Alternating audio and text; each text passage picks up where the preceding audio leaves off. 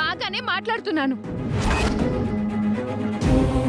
అమ్మా అక్షయ, ఎవరైనా నీతో ఇలా కావాలని మాట్లాడిస్తున్నారా? చిన్న వాళ్ళ దగ్గర నుంచి పెద్దవాళ్ల వరకు అందరికీ నువ్వెంతో మర్యాదిస్తావు, అందరితో ఎంతో గౌరవంగా మాట్లాడతావు, అంతే గౌరవాన్ని తిరిగి పొందుతావు. అలాంటిది ఈ రోజు ఏమైందమ్మా నీకు? అందరి సమక్షంలో ఇలా ఎందుకు మాట్లాడుతున్నావు? అందరినీ ఆశ్చర్యానికి గురిచేశావు. నీ ప్రవర్తన నిజమా కళ అన్నట్టుగా ఉంది. ఎవరికి మింగుడు పట్టం లేదు తల్లి. నీకేమన్నా గాలి సోకిందే ఏంటి? నాకేం సోకలేదు, నేను బాగానే ఉన్నాను. మీరే ఇష్టం వచ్చినట్టు జ్ఞానం లేని మాటలు మాట్లాడుతున్నారు. ఏ అక్షయ, ఏమైంది నీకు? ఏం చూసుకుని నా ఊరి వాళ్ళని, నా కుటుంబ సభ్యుల్ని తిడుతున్నావు? నా మనవరాలిని ఊరంతా కలిసి సత్కరించుకుంటున్నారని నేనెంతో ఆనందపడుతున్న సమయంలో ఎందుకిలా చేసుకుంటున్నావు? నువ్వు బుద్ధి లేని పెద్ద మనిషివి.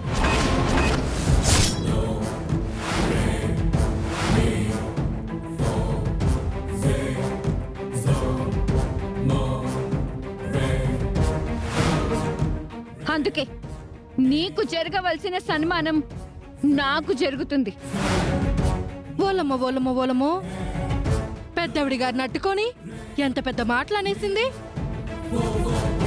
పిల్లకి కుర్చీలో కూర్చోపెట్టగానే పొగరు తలకెక్కేసినట్టుంది. ఏయ్, నువ్వు నోర్మై. ఇంకా చాలా ఆపమ్మా. వేదవతి గారిని కూడా పక్కన పెట్టి నిన్ను సన్మానించుకోవడానికి వేదిక మీదకి ఎక్కిస్తే ఇంకా సాలువా కూడా వేయకముందే నీ అసలు రూపం బయట పెట్టావు. ఇది నీ ఒరిజినల్ క్యారెక్టర్ అన్నమాట. అసలు ముందు ఆ వసీకర నిన్ను అంతం చేసి ఉండాల్సింది. పీడ విరగడయ్యుండేది.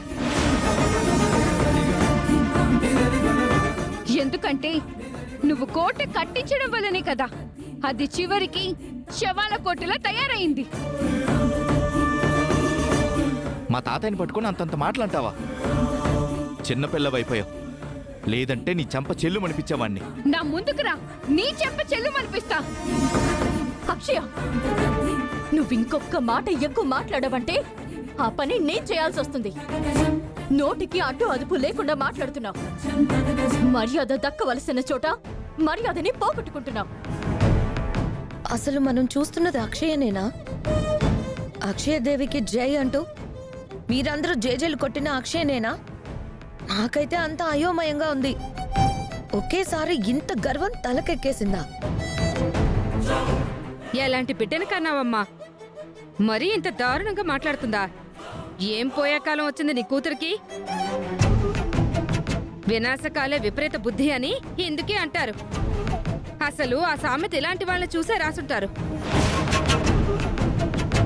మహా గొప్పది, తోపు, తురుము, ఉరుము అంటూ అందరూ పొగిడేశారు కదా. దీనికి కళ్ళు నెత్తికెక్కేశాయి. అదృష్ట జాతకురాలు అంటూ అభినందించేసరికి కాళ్ళు భూమి మీద నిలబట్టం లేదు. కారణ జన్మురాలని ఆకాశం అంతా ఎత్తుకి ఎత్తేసరికి పాపకి యాటిట్యూడ్ మారిపోయింది.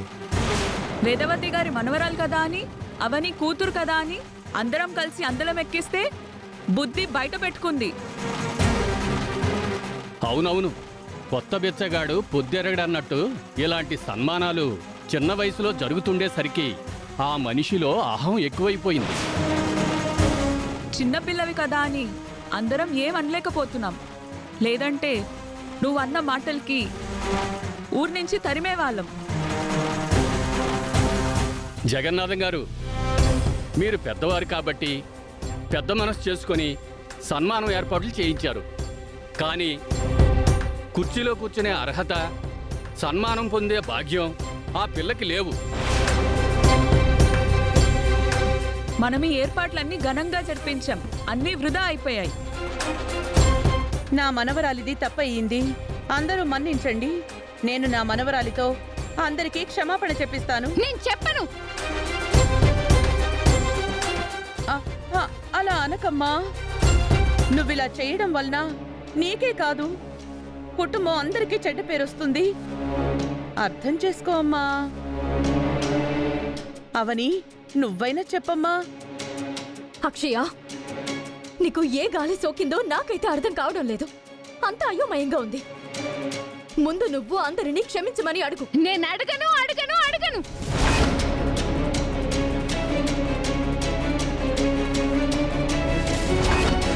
చిచి, తప్పు చేశాను. ఎంత బుద్ధి తక్కువ పని చేశాను నేను. దేవత లాంటి వేదవతి గారిని పక్కన పెట్టి ఈ పిల్ల పిశాచానికి పట్టం కట్టాలనుకున్నాను. చాలా పొరపాటు అయిపోయింది. రే ముసలాడా, ఇంకా నువ్వు నోరు మూస్తావా?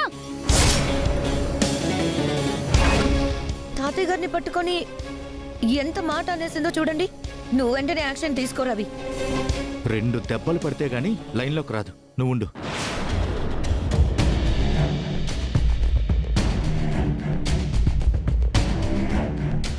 నన్నే కొట్టడానికి వస్తావా?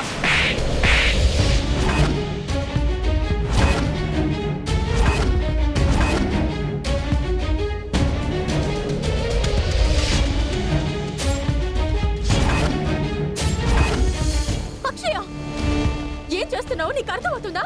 నాకంతా అర్థమవుతుంది. ఏం పెంపకమమ్మా, ఇంత దారుణమా? చిచ్చి, మరి ఇలా ఉండకూడదు. ఇలాంటి పిల్ల ఎవరికి పుట్టకూడదు. మీ మీద ఉన్న గౌరవం అంతా పోయింది. ఇక ఈ సన్మానం దగ్గర ఉండటం అనవసరం. అందరూ పోదాం పదండి. అయ్యో ఆగండి. ఆగండి. ఏమండి?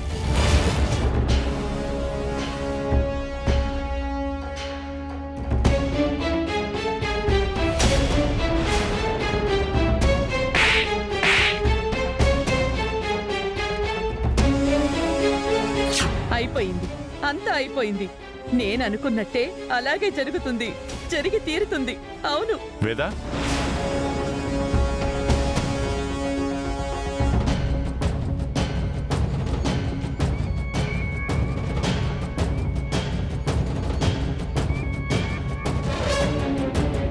ఏంటండి?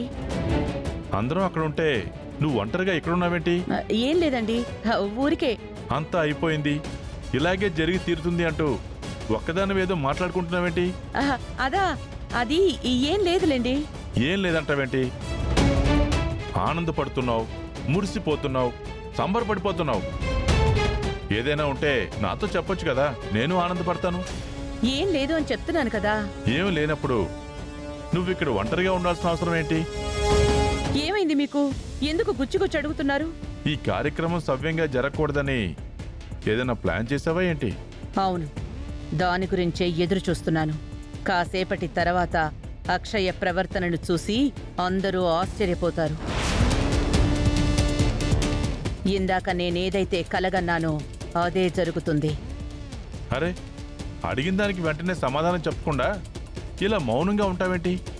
నా మనవరాలికి సన్మానం జరగడం నాకు ఇష్టమే కదా. నేనిక్కడికొచ్చింది. నేనేం ప్లాన్ చేస్తాను? ఎందుకలా మాట్లాడుతున్నారు? ఒకవేళ నువ్వేదైనా చెడు జరగాలని కోరుకున్నావంటే గనక అది జరగదు.